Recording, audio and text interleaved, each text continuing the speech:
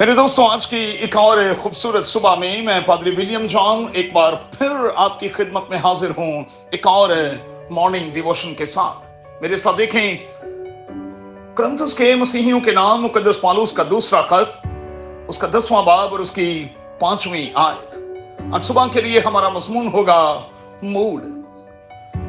अंग्रेजी जुबान के इस लफ्ज का मतलब है मिजाज या कैफियत। अब मूड स्विंग के बारे में तो आपने पढ़ा और सुन रखा होगा। ये ऐसा मिजाज होता है जो इधर उधर शिफ्ट होता रहता है। अब सवाल पैदा होता है कि ऐसा क्यों होता है। इसके कई कारण हो सकते हैं। पहला कारण है नींद का बराबर ना लेना।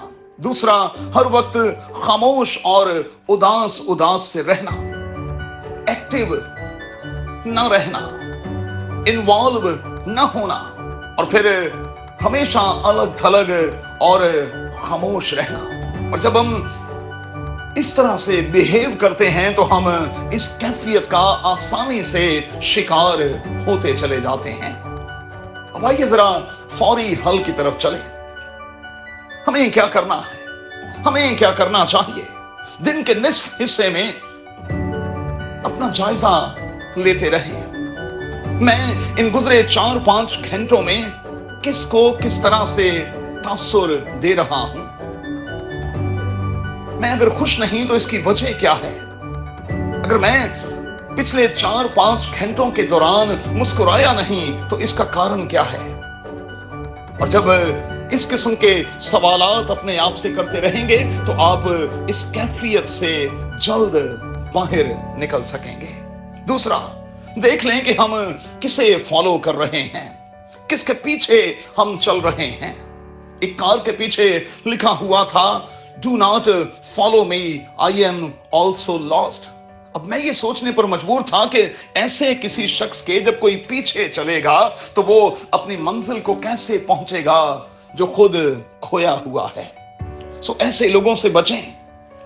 वो अपनी मोहब्बत का यकीन दिलाकर आपको फंसा लेंगे और फिर बीच मंझदार में छोड़कर आगे निकल जाएंगे।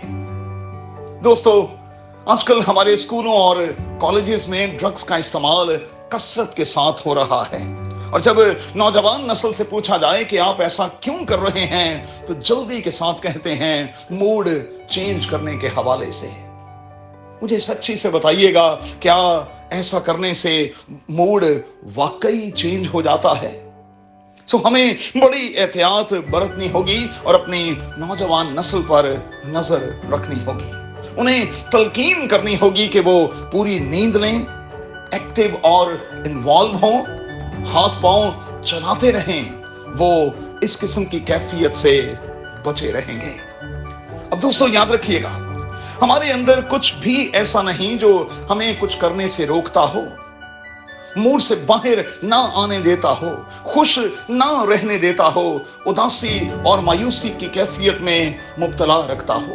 ये मुझ पर और आप पर डिपेंड करता है कि हम दिन का आगाज किस तरह से करते हैं और अपने आप को किस किस्म की रूह के ताबे कर देते हैं। दिन के आगाज में जिस किस्म की रूह के ताबे हो जाएंगे, फिर उसी किस्म का बिहेव करेंगे और उसी तौर पर लोगों के लिए या तो खुशी और बरकत का या तकलीफ और हर्ट का बायस बनते रहेंगे। अब बाइबल मुकद्दस क्या कहती है? रोमियों के 6 बाब की 16वीं आयत के मुताबिक खुद को ज़हन या मूड के हवाले से कलाम के मुताबिक ढालने की कोशिश करें। तारी करने वाले मामले से बचें। दूसरा, हम एक ही वक्त में 2 कैफियतों का शिकार नहीं हो सकते। हमें किसी एक का इंतखाब करना होगा। तीसरा, पतरस की नसीहत पर जरूर अमल पैरा हो। पहला पतरस 1 बाब और फिर उसकी 13वीं आयत लिखा है कि अक्ल की कमर बांधकर होशियार होकर हमें चलना है। और सचमुच इन दिनों में तो हमें ऐसे ही चलने की जरूरत है। चौथी बात सबसे बढ़कर यह है कि दूसरे कुरिन्थियों 10वें बाब की 5वीं आयत के मुताबिक ہم کوشش کریں کہ ہم اپنے زندہ خدا کے حوالے اپنے آپ کو کر دیں، اور پھر اس آیت کی روشنی میں ہر خیال کو قید کر کے مسیح کا فرما بردار بنا دیں۔ جب آپ سچ مچ ایسا کریں گے تو آپ موڈ اور پھر موڈ سوئنگ سے بچ جائیں گے۔ اپنا بہت خیال رکھیں، خوش رہیں اور دوسروں کو خوشی دیں، یسوع کے نام میں آمین۔